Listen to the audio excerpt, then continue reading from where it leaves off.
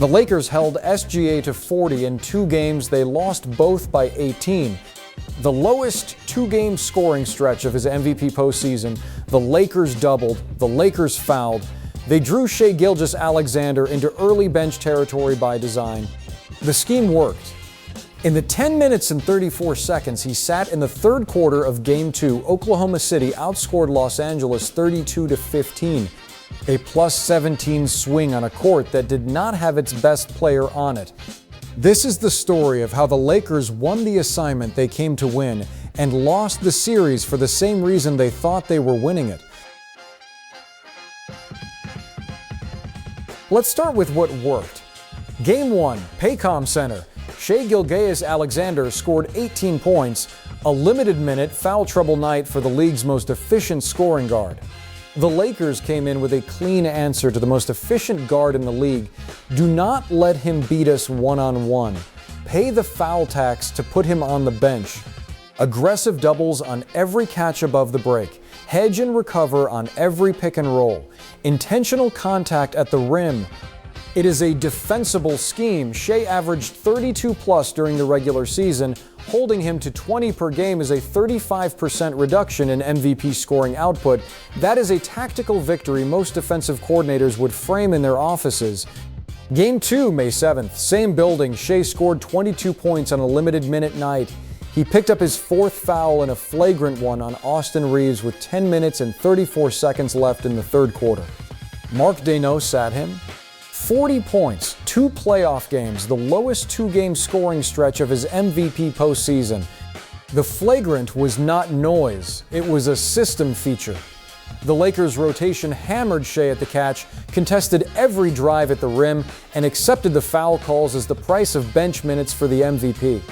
The Lakers' film room walked off Paycom Center believing the assignment was a win. By any pre-series rubric, it was.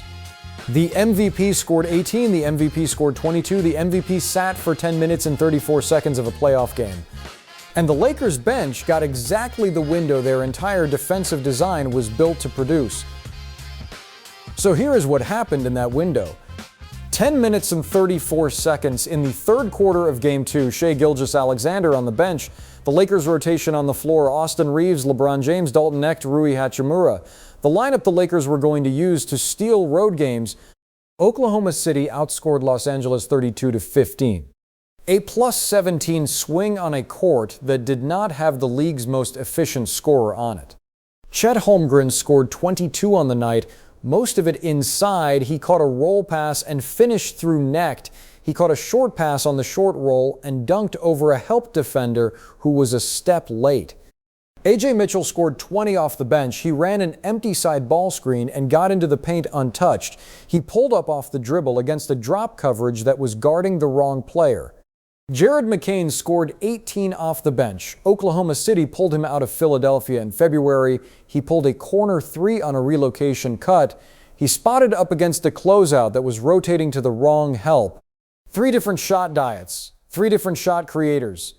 None of them required Shai's gravity to function. The Lakers' scheme was built on the premise that taking Shai out of the offense would deflate the rest of it. The premise was wrong. Holmgren does not need Shai to roll. Mitchell does not need Shai to drive. McCain does not need Shai to relocate. The third quarter ended 36-22 Oklahoma City. The fourth quarter never closed the gap. Game 2 ended OKC by 18, same as Game 1. The MVP did not exist for 10 minutes. The Lakers still lost the window. So here is the structural problem. A team that punishes a defense with 3 different non-overlapping shot diets is, by definition, a team a single variable scheme cannot solve. Holmgren's shot diet does not need Shai's gravity. Holmgren needs a screen, a roll lane, and a pass-first ball handler.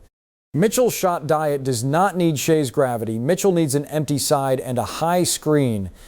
McCain's shot diet does not need Shai's gravity. McCain needs a closeout to relocate against, and any non-Shai Oklahoma City initiator generates that closeout.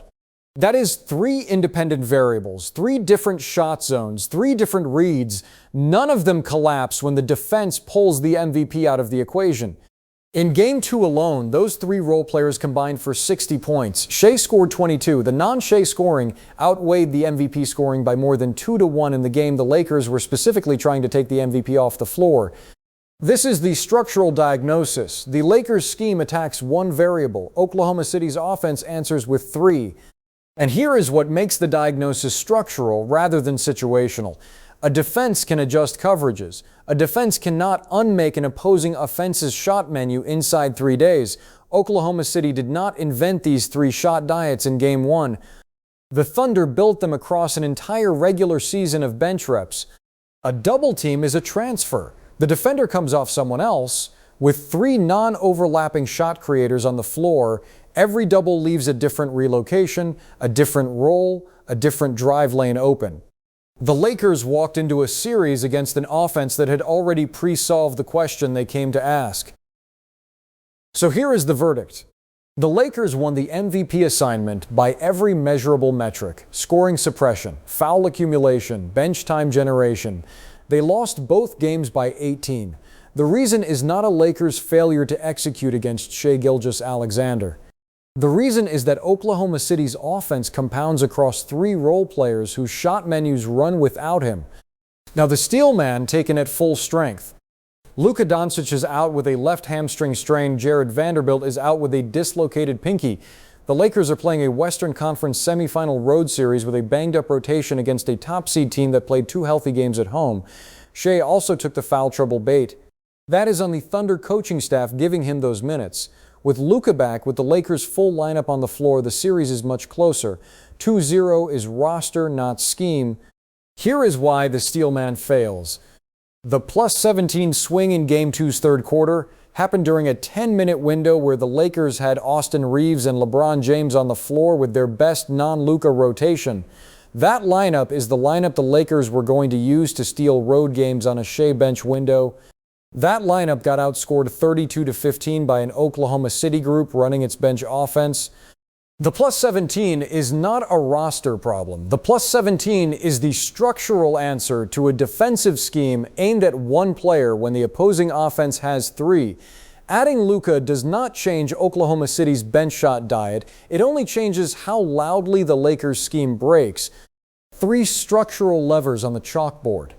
Lever 1, the double, worked. 40 points across 2 games, assignment confirmed.